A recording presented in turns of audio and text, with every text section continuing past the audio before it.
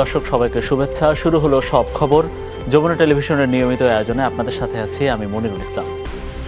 পাহাড়ে সংঘাতের ঘটনায় জড়িত কাউকে ছাড় দেওয়া হবে না, গঠন করা হবে উচ্চ পর্যায়ের তদন্ত কমিটি, জানিয়েছেন স্বরাষ্ট্র উপদেষ্টা অবসরপ্রাপ্ত লেফটেন্যান্ট জেনারেল জাহাঙ্গীর আলম চৌধুরী। আর স্থানীয় সরকার উপদেষ্টা এএফ হাসান আরিফ বলেছেন, পাহাড়ের সম্প্রীতি নষ্টের জন্য বাইরে থেকে ষড়যন্ত্র চলছে। রাঙামাটিতে মতবিনিময় শেষে কথা বলেন তারা। এদিকে শনিবার নতুন করে কোনো সংঘাতের খবর আসেনি, তবে 3 পার্বত্য জেলায় চলছে 72 ঘন্টার অবরোধ। একসাথে রাঙামাটিতে চলছে অনির্দিষ্টকালের পরিবহন ধর্মঘট। পার্বত্য অঞ্চলে জোরদার আছে নিরাপত্তা ব্যবস্থা। জনমনে স্বস্তি ফেরাতে কাজ করছে শান্তি সম্প্রীতি কমিটি। আমরা সকলেই সম্প্রীতি চাই, কিন্তু কেন জানি না কোথাও একটা ছন্দপতন হচ্ছে, এবং ছন্দপতনের ব্যাপারে প্রত্যেকের মুখে একটি শব্দ উচ্চারিত হয়েছে, ষড়যন্ত্র।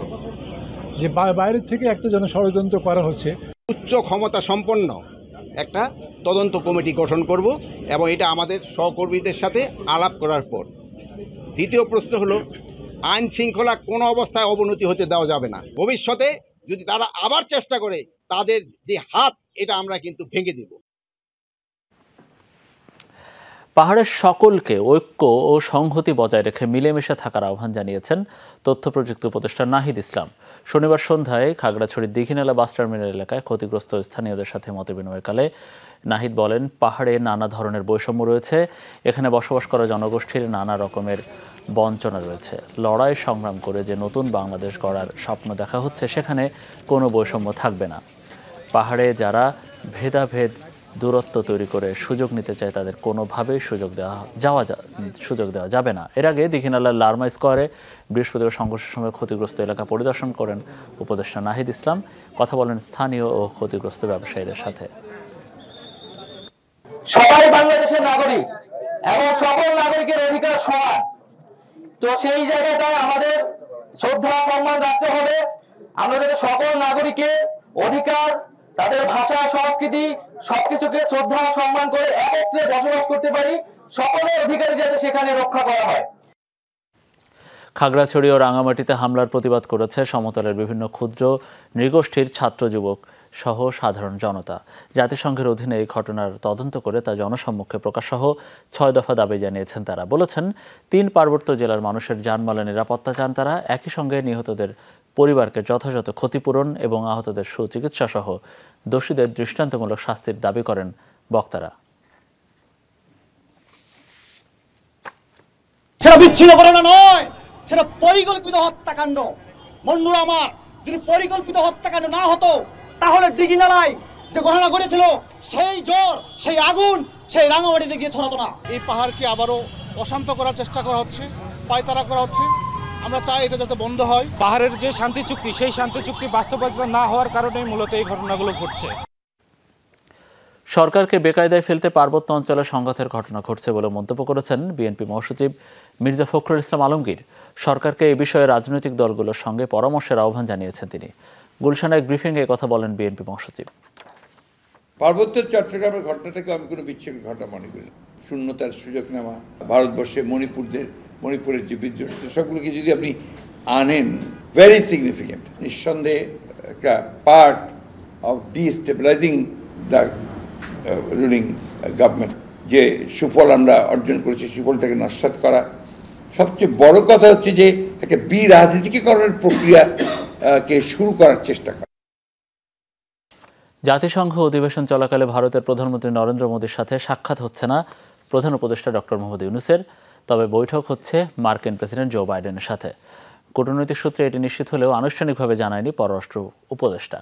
এই সফর নিয়ে করা ব্রিফিংয়ে তিনি বলেন, নেদারল্যান্ডস, পাকিস্তান ও নেপাল সরকার প্রধান জাতিসংঘ মহাসচিব ও মার্কিন পররাষ্ট্রমন্ত্রীর সাথে সাইডলাইনে বৈঠক করবেন সরকার প্রধান ডক্টর ইউনূস। তৌহিদ হোসেন বলেন, ঢাকা দিল্লি সম্পর্কের যে টানাপোড়েন তা দূর করতে চায় বাংলাদেশ, তবে তা ন্যায্যতা সমমর্যাদার ভিত্তিতে হতে হবে। পার্বত্য চট্টগ্রামের চলমান সংকটে অন্য কোনো দেশের ইন্ধনের তথ্য এখনো নেই দাবি করে এটাকে অভ্যন্তরীণ ইস্যু হিসেবে দেখার কথা বলেন পররাষ্ট্র উপদেষ্টা।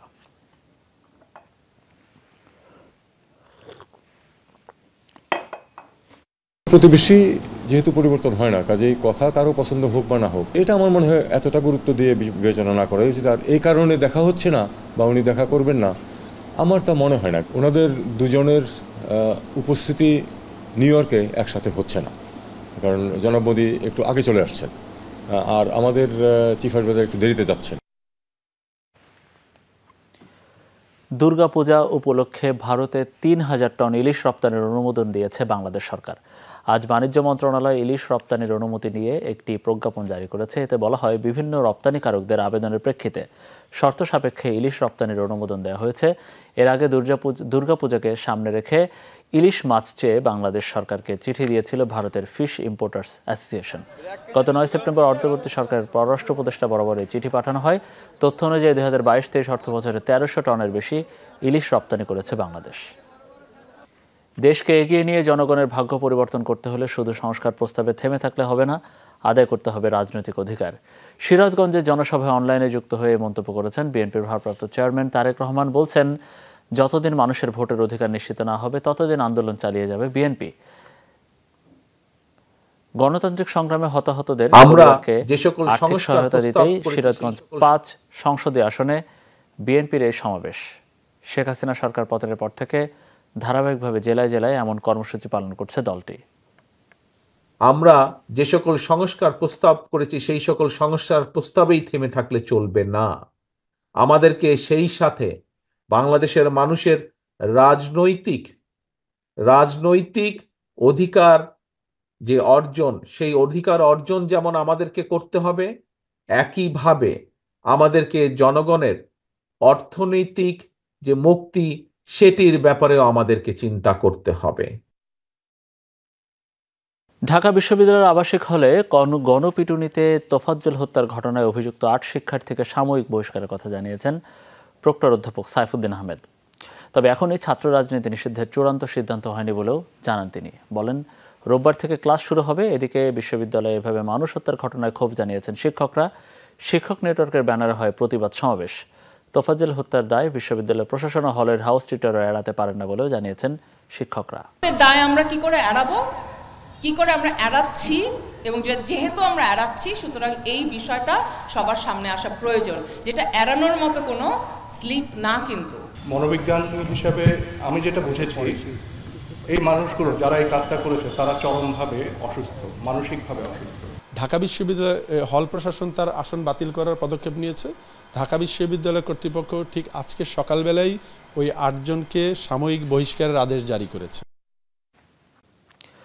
দুর্গাপূজা উপলক্ষে ভারতে ৩,০০০ টন ইলিশ রপ্তানির অনুমোদন দিয়েছে বাংলাদেশ সরকার। শনিবার বাণিজ্য মন্ত্রণালয় ইলিশ রপ্তানির অনুমতি দিয়ে একটি প্রজ্ঞাপন জারি করেছে। এতে বলা হয়, বিভিন্ন রপ্তানিকারকদের আবেদনের প্রেক্ষিতে শর্ত সাপেক্ষে ইলিশ রপ্তানির অনুমোদন দেওয়া হয়েছে। এর আগে দুর্গাপূজাকে সামনে রেখে ইলিশ মাছ চেয়ে বাংলাদেশ সরকারকে চিঠি দিয়েছিল ভারতের ফিশ ইম্পোর্টার্স অ্যাসোসিয়েশন। গত ৯ সেপ্টেম্বর অন্তর্বর্তী সরকারের প্রধান উপদেষ্টা বা পররাষ্ট্র উপদেষ্টা বরাবর চিঠি দেওয়া হয়। তথ্য অনুযায়ী ২০২২-২৩ অর্থবছরে ১৩০০ টনের বেশি ইলিশ রপ্তানি করেছে বাংলাদেশ।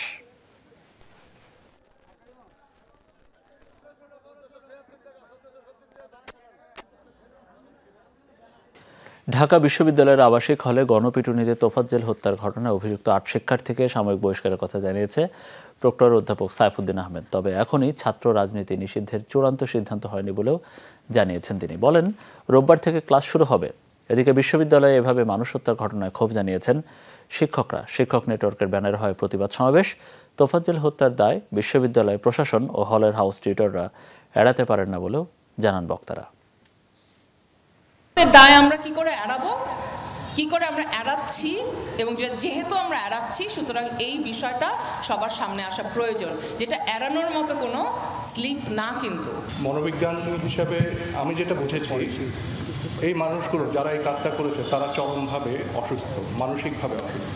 ঢাকা বিশ্ববিদ্যালয় হল প্রশাসন তার আসন বাতিল করার পদক্ষেপ নিয়েছে।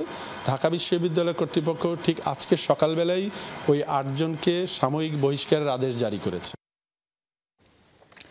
বিগত বছরগুলোয় বিচার বিভাগের উপর নগ্ন হস্তক্ষেপ করা হয়েছে জানিয়েছেন প্রধান বিচারপতি সৈয়দ রেফাত আহমেদ।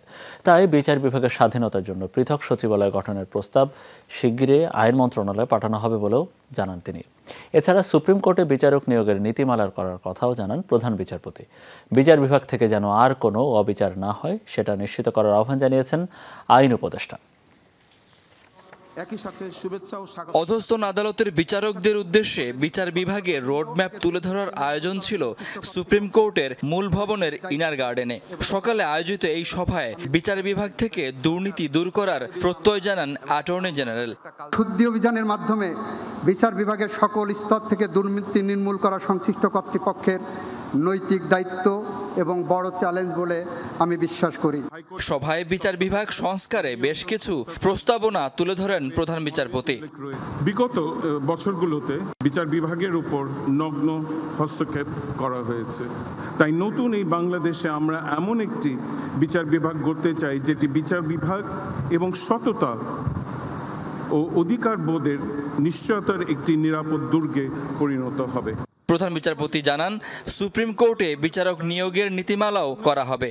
বর্তমানে বিচারকগণের পদায়ন ও পদোন্নতির ক্ষেত্রে কোনো ঘোষিত নীতিমালা নেই, ফলে পদায়ন ও পদোন্নতির ক্ষেত্রে অনেক সময় বিচারকগণ বৈষম্যের শিকার হয়েছেন। আমি এই বিষয়টি একটি যথোপযুক্ত নীতিমালা দ্রুত প্রণয়ন করব। আইন উপদেষ্টা বলেন, বিচার বিভাগ ব্যবহার করে মানুষকে হয়রানি করার সংস্কৃতি থেকে বের হয়ে আসতে হবে। ফ্যাসিস্ট সরকার গায়েবী মামলা এবং ঢালাও মামলার একটা কালচার শুরু করেছিল, আমরা সেটা থেকে বের হতে চাই। মানুষকে যতটা পারা যায় হয়রানি থেকে মুক্তি দেন। সভায় সারা দেশের প্রায় 2000 বিচারক অংশ নেন। বিচার বিভাগের অভিভাবক হিসাবে শাকিল হাসান, যমুনা নিউজ, ঢাকা। যখন বিচারক ও বিচার বিভাগের মুসলিম উম্মাহ ঐক্যবদ্ধ হলে নতুন পৃথিবী উপহার দিতে পারবে বলে মন্তব্য করেছেন ধর্ম উপদেষ্টা ডক্টর আফম খালিদ হোসেন। জাতীয় জাদুঘর মিলনায়তনে ঈদে মিলাদুন্নবীর আলোচনায় তিনি মন্তব্য করেন। বলেন, মুসলিমরা ঐক্যবদ্ধ না থাকায় মসজিদুল আকসা হাতছাড়া হয়েছে। তবে মুসলিমরা ছোটখাটো কিছু ইখতিলাফ পরিহার করে ঐক্যবদ্ধ হলে আবারও মসজিদুল আকসা উদ্ধার করা সম্ভব। ধর্ম উপদেষ্টা বলেন, বিশ্বের বিভিন্ন শক্তি মুসলিমদের শাসন করছে শুধুমাত্র ঐক্যবদ্ধ না থাকার কারণে। দেশে 67% চিকিৎসক কোনো না কোনোভাবে নির্যাতনের শিকার। রোগীদের সেবা নিশ্চিতের স্বার্থে চিকিৎসক নিরাপত্তার উপর গুরুত্ব আরোপ করা জরুরি বলে জানিয়েছে ন্যাশনাল ডক্টরস ফোরাম। জাতীয় প্রেস ক্লাবে চিকিৎসকদের নিরাপদ কর্মস্থল সংকট এবং করণীয় শীর্ষক গোলটেবিল বৈঠকে কথা জানানো হয়। রোগীদের চিকিৎসকের উপর আস্থার সংকট নিরসনের বিভিন্ন উপায় এবং কিভাবে চিকিৎসক রোগী সম্পর্ক উন্নত করা যায় তা নিয়ে আলোচনা করেন। অনুষ্ঠানে উপস্থিত ছিলেন অধ্যাপক ডক্টর মোজাহিরুল হক, বিচারপতি মাজদার হোসেন, সাবেক পুলিশ সুপার মোহাম্মদ মনির হোসেন এবং সাংবাদিক শহীদুল ইসলাম সহ অন্যান্যরা। পাওয়ার অফ শি এর আয়োজনে অনুষ্ঠিত হল স্তন ক্যান্সার সচেতনতা ও নারী উদ্যোক্তা পুনর্মিলনী অনুষ্ঠান। মিরপুরের ঋদ্ধি গ্যালারিতে এর আয়োজন করা হয়। অনুষ্ঠানে পাওয়ার অফ শি এর প্রজেক্টের চিফ সাবিনা সাবি বলেছেন, অক্টোবর মাস জুড়ে স্তন ক্যান্সার সচেতনতার মাস, এটাকে গুরুত্ব দিতে এর আয়োজন করা হয়েছে। এ সময় জাতীয় ক্যান্সার হাসপাতালের সার্জিক্যাল অনকোলজি বিভাগের assistant professor doctor Hasan Shahriar Kallol বলেন, স্তন ক্যান্সার মানে মৃত্যু নয়, সঠিক সময়ে নির্ণয় করা গেলে এর হাত থেকে মুক্তি পাওয়া সম্ভব। 30 বছর হলে নারীদের মেমোগ্রাম বা আল্ট্রাসাউন্ড করার আহ্বান জানান তারা। আমাদের সমাজে কিন্তু এখনো অনেক ট্যাবু আছে। আমরা সহজে ব্রেস্ট ক্যান্সার নিয়ে কথা বলতে চাই না। এসব বিষয় নিয়ে যে কথা বলার আছে, পরিবারেও আমাদের অনেক সময় কিন্তু তেমন সাপোর্ট করে না। এখন আর্লি স্টেজে আমরা ক্যান্সার পেশেন্ট পাচ্ছি ব্রেস্ট ক্যান্সারে। তার মানে কি? তার মানে হচ্ছে যে এটা কাজ যে হয় না তা না। আসলে আমরা যে এই যে চেষ্টা বছরের পর বছর ধরে করা হচ্ছে, এটা একটা ইম্প্যাক্ট করছে। টাঙ্গাইলের কালীহাতিতে বালুর ঘাট নিয়ে বিরোধের জেরে সাবেক ইউপি চেয়ারম্যানের গাড়িতে অগ্নিসংযোগ করা হয়েছে। শনিবার রাতে উপজেলার বেনু লুহুরিয়া এলাকায় এ ঘটনা ঘটে। জানা যায়, আওয়ামী লীগ নেতা হযরত আলী দীর্ঘদিন ধরে বালুর ব্যবসা করে আসছেন। সেখানে সকালে তার বালুর ঘাটের প্রতিপক্ষের লোকজন হামলা চালায়। এ সময় ক্যাশে থাকা 8 লক্ষ টাকা ছিনিয়ে নেওয়ারও অভিযোগ করেন তারা। রাতে আরেক দফা হামলা হয় তার অফিসে। ব্যক্তিগত গাড়িতেও আগুন ধরিয়ে দেয় দুর্বৃত্তরা। থানায় লিখিত অভিযোগ দায়ের করেছেন হযরত আলী। কুষ্টিয়ার মিরপুরে দারুস সালাম অনলাইন মডেল স্কুলে অগ্নিসংযোগ ভাঙচুরের ঘটনায় 5 জনকে গ্রেফতার করেছে র্যাব। শুক্রবার উপজেলার বিভিন্ন স্থানে অভিযান চালিয়ে তাদের গ্রেফতার করা হয়। গত 5 আগস্ট স্কুলটিতে হামলা চালায় দুর্বৃত্তরা। কুপিয়ে জখম করা হয় প্রধান শিক্ষক ও তার ছেলেকে। পরে মামলা করেন হামলার শিকার শিক্ষক। 14 সেপ্টেম্বর যমুনা টেলিভিশনের সংবাদ প্রচারের পর বিষয়টি নজরে আসে আইনশৃঙ্খলা রক্ষাকারী বাহিনীর। পরে অভিযানে গ্রেফতার হয় আসামিরা।